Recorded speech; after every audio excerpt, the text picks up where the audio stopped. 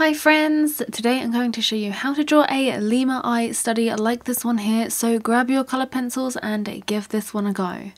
The reference photo for this is actually one of my own, and I'll leave a link to it in the description box below so you can go and check it out. To make the initial outline for this, I use the grid method, and this ensures that my proportions are accurate before beginning any of the colour work, which is absolutely essential. I have a live stream video where I go through this whole process in real time, and I'll leave a link for that up top for you guys. With the outline down, I use a kneaded eraser to gently lift the graphite from my paper. I always make sure that I do this so that I don't get any of that shiny graphite showing through the layers of coloured pencil, especially important for in those lighter areas. I start by outlining the eye with a dark sepia pencil, and I make sure the point is nice and sharp so the lines made are really nice and crisp. I use a light pressure as well to make sure the shape of the eyeball is correct, and then also outline the pupil and the tear duct area, again using that light pressure. I continue with that pressure to shade the pupil and build up the outer edges some more, and by filling these areas with that light pressure, it allows you to make sure the solid shape that you're seeing is correct. And then once I'm happy with that, I then increase the pressure on the pencil and start blocking out the outer edges and the pupil and make them as dark as possible with this pencil colour. I also shade lightly down into where the fur would be to start the form of the eyelids and that gradual blend into the fur. For the iris itself, I start with a base layer of warm grey 1, and I gently shade this all over using small circular motions to fill the tooth of the paper as much as possible. When doing this, I make sure that I preserve the white of the paper where the highlights of the eye are. I start the colour of the iris off by using some cream and gently shading around the pupil and any other areas that have a lot of a warm yellow tone. I use the same technique of light pressure and small circular motions for this step. This eye is yellow and green toned, so for the green areas I start off by using an earth green and using the same technique of laying down the colour as before. I add this colour to pretty much the remaining parts of the eye except for that highlight. Once there's a base down all over, I then go in with a second layer and start to increase the pressure where the darkest shadows of the eye are. This is mainly around the edges and into the top part of the eye above the pupil and around the highlights.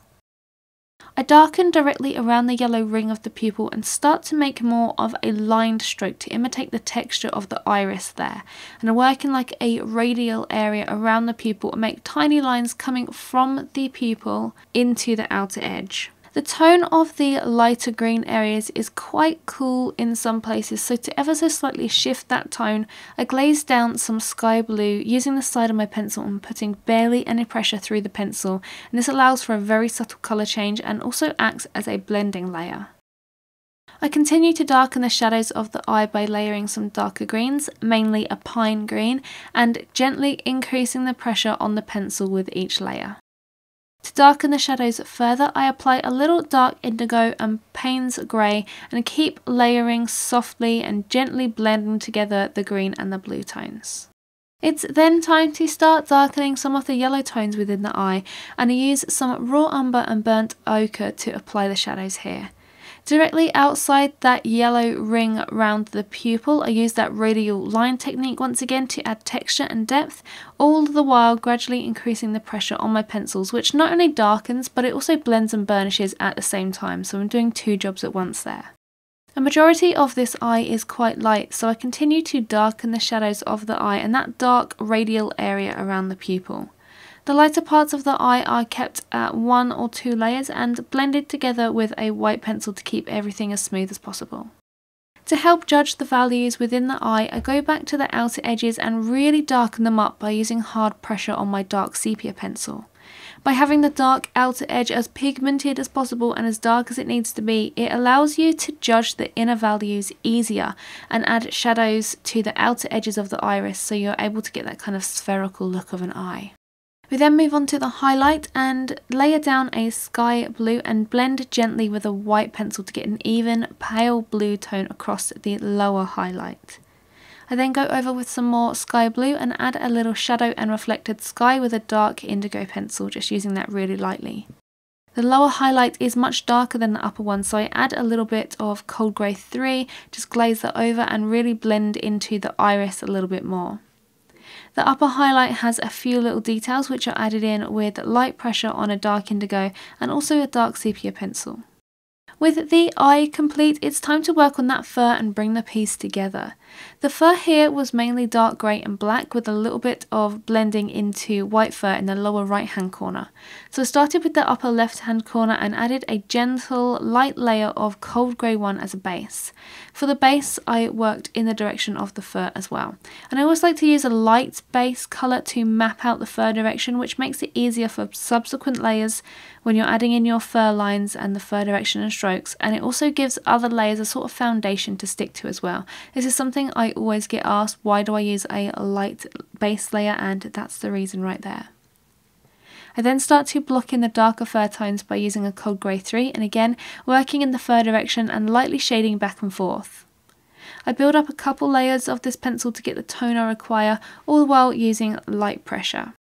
I then go in with a Payne's Grey and continue to darken, this time using more of a fur technique rather than shading. And if you want to check out my fur technique, I have an in-depth video which I'll link as a card up above for you guys. I begin with this colour just continuing on from the eyelids and adding that kind of dark eyebrow sort of area above the eye, and I use exactly the same process but with a dark sepia and develop even more darker tones.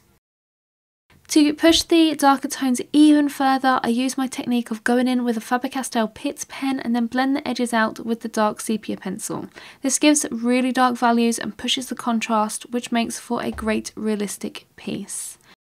For the lighter grey tones of fur, I follow exactly the same process of gradually using darker pencils, but I keep the pressure light and introduce the fur technique sooner so that you get that soft, fluffy texture building almost straight away. To blend the darker tones into the lighter ones, I use the fur technique, and as I'm working into the lighter sections I space the fur lines further apart, and that helps create a blend from dark to light. In the darker areas the fur lines are grouped and really concentrated close together to convey that super rich dark tone. I continue to work this fur method across the entire area, first completing the lower left hand corner. This one was fairly straightforward as the fur was all really kind of dark, so it just required a lot of layers and gradually increasing the pressure on the pencils to get as a darker value as possible. The upper right hand corner had lots of blends from light to dark, and it's important to keep blending out those areas by decreasing your pressure and spacing out fur lines when working in those lighter tones. I also find that adding a glaze of colour with a mid-tone helps to blend everything together and smooth everything out. I also blend with a white pencil every now and then to keep the colours nice and blended and keep the work surface nice and slick. Blending with a white pencil does provide much more of a slick surface to work on, which is great when you're wanting to blend colours together. The lower right hand corner was the trickiest of the fur, and to do this I layered the light base tones and then gently shaded some of the dark sepia and Payne's Grey to blend out those darker edges from the lower left hand corner and the upper right hand corner. I used a Cold Grey 3 pencil to add fur lines from the inner eye corner and create a gentle descent into the white fur, using a bit more of a harder pressure at the inner eye corner and gently lifting the pressure off as I got more into the white area. I followed that with a dark sepia, doing exactly the same, just using a little bit more pressure on the pencil in the inner eye corner and gradually lifting the pencil as you come more into the white fur. I kept the fur lines fairly far apart so that the light undertones could shine through, and that just sort of keeps the effect of this darker fur just sitting over the top of a lighter base. To finish off, I added some more Pitt pen to areas of the fur that I felt needed pushing a little bit further to hype up the contrast of the piece. This is a great technique for making sure that your black fur doesn't fall flat. If you enjoyed this short tutorial, then make sure you check out the full 2-hour version over on my website and on Patreon. I have a ton of other lessons and tutorials available on both platforms for as little as $5 per month over on Patreon. There's a bunch of eye studies, full subjects, and specific technique tutorials to everything that could possibly help you with your coloured pencil work. It's all on those platforms. If you like this video, make sure you give it a like, and if you're new, hit that sub button so you don't miss any of my colour pencil content released each week to your lovely people. I will catch you guys in the next video. Bye!